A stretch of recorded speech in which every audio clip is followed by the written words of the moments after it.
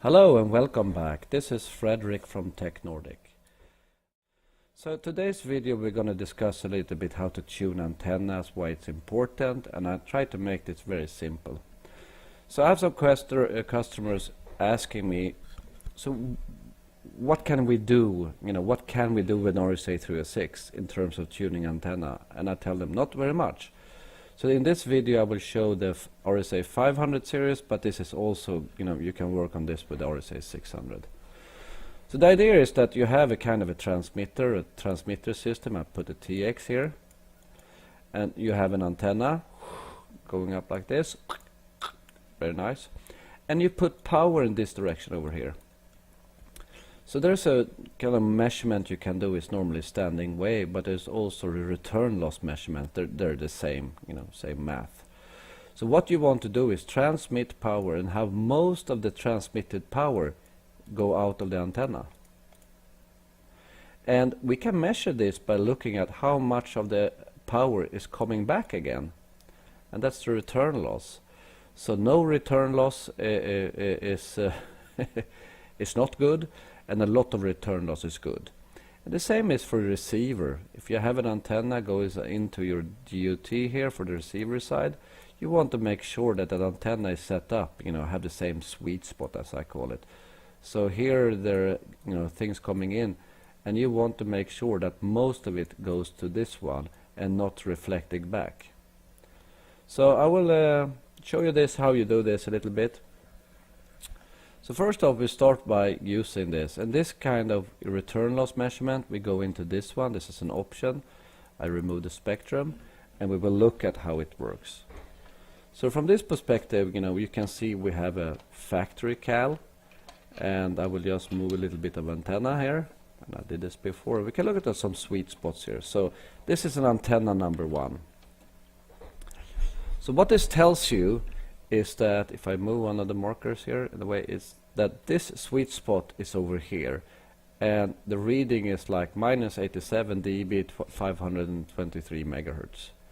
I can change this if you want to have it displayed as VSVR instead, and of course that's like the master record is here, so it's like 1.12. It's pretty good. So if you look at this again, we can see, oh, -25 dB, I read the wrong marker. So this is the marker here is related to this one. Marker over here is related to this one. My fault. So I have 2 identical antennas. So I would just change these antennas. They're not very good antennas. This is a standard Tektronix demo antenna. But if you look at this, you suddenly realize that they're not really tuned to the same frequency. So I will use this as a reference. I will take the right marker. I will put it down here. So at 523 megahertz, this is the sweet spot for this antenna.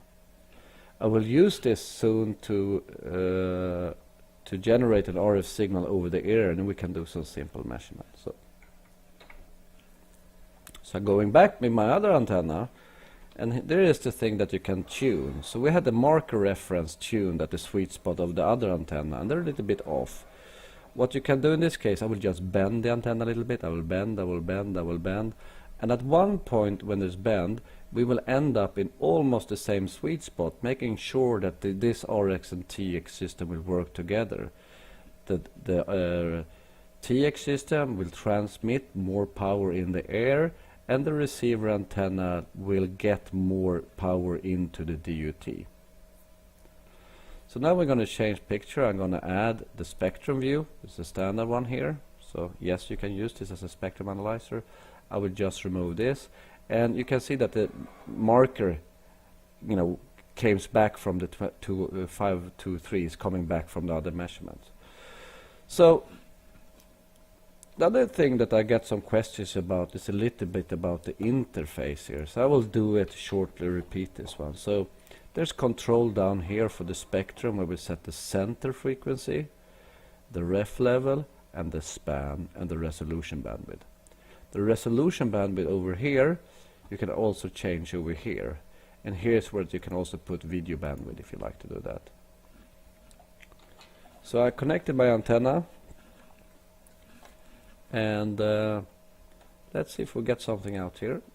Good. And I will put the RF on. And right now we can see that we have some RF, and I will just make this sure that we have this as a peak detect number 2. And now we will step through some frequency here, hopefully. I need to push frequency button, I'm sorry for that, and I need to go here. Now I can tune the frequency a little bit, and you will in the end see a kind of an envelope. So you can see it moving up, and we know where the sweet spot should be. So moving this a little bit, and you can see the sweet spot is not, I mean, it's not really here, is it? Can you see the sweet spot? It should be over here. So I move, I move, I move, I move, I move, and you can see it's not tuned. And that's the reason why I didn't bend my antenna. So I will place myself now and have the marker over the top. Now I will bend my antenna a little bit, and I will bend it more and more and more and more and more and more and more and more. At one point you will see a difference here. Hopefully you can see it now. And going forward now, trying to do this measurement. So, and then I have the M1, which I placed down here, which was where it was before.